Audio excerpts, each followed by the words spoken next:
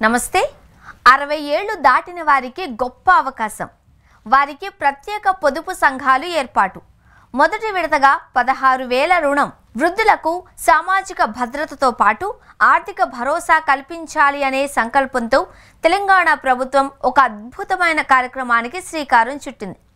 60 ఏళ్లు పైబడిన వృద్ధ మహిళలు సైతం ఇతరులపై ఆధారపడకుండా గౌరవప్రదంగా జీవించాలి అని భావిస్తూ వారికి ప్రత్యేక పొదుపు సంఘాలు ఏర్పాటు చేసి స్వయం ఉపాధి కల్పనకు తోడ్పాటు అందిస్తోంది.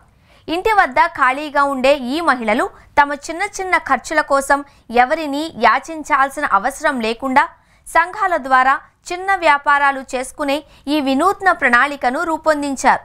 ఈ పథకానికి జిల్లా గ్రామీణాభివృద్ధి శాఖ పర్యవేక్షణలో ఉమ్మడి వరంగల్ జిల్లాలో ఆగస్టులోనే శ్రీకారం చుట్టారు.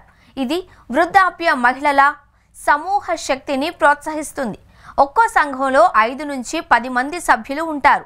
మొదటి విడతగా ప్రతి సంఘానికి 15,000 చొప్పున బ్యాంక్ లింకేజీ రుణాలు అందిస్తారు. ఈ రుణం అందిన తర్వాత వృద్ధులు ప్రతి నెల కొంత మొత్తాన్ని పొదుపు చేసుకోవాలి. రుణాలను సులభ వాయిదాల ప్రకారం చెల్లించేలా ప్రణాళిక వేశారు. ముఖ్యంగా వారికి నెల నెలా వచ్చే వృద్ధాప్య పింఛను నుండే రుణాన్ని తిరిగి చెల్లించే వెసులుబాటు కల్పించారు. ఈ ఆర్థిక తోడ్పాటుతో వారు పచ్చళ్లు పెట్టడం, అప్పడాలు, వడియాలు, చేతి పనులు లేదా చిన్నపాటి కూరగాయల వ్యాపారాలు వంటి సులభమైన స్వయం ఉపాధి మార్గాలను ఎంచుకునే అవకాశం ఉంది.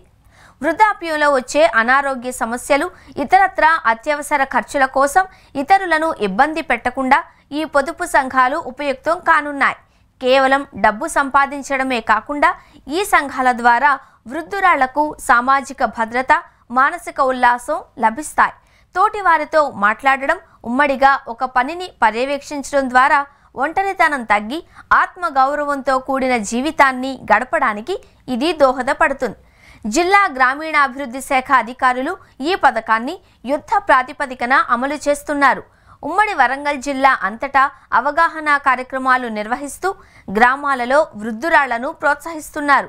ఇప్పటికే ఈ ప్రయత్నంలో భాగంగా 6 జిల్లాల్లో మొత్తం 758 ప్రత్యేక సంఘాలను ఏర్పాటు చేశారు. వీటిలో దాదాపు 6,997 మంది వృద్ధ మహిళలు సభ్యులుగా చేరారు. ఈ పథకాన్ని మరింత విస్తరించి అవసరమైన ప్రతి వృద్ధురాలికి ఆర్థిక భరోసా కల్పించడానికి అధికారులు విశేష కృషి చేస్తున్నారు. ఈ కార్యక్రమం వృద్ధాప్యాన్ని ఒక భారంగా కాకుండా రెండో ఇన్నింగ్స్గా మార్చగలదు అని అధికారులు ఆశాభావం వ్యక్తం చేస్తున్నారు.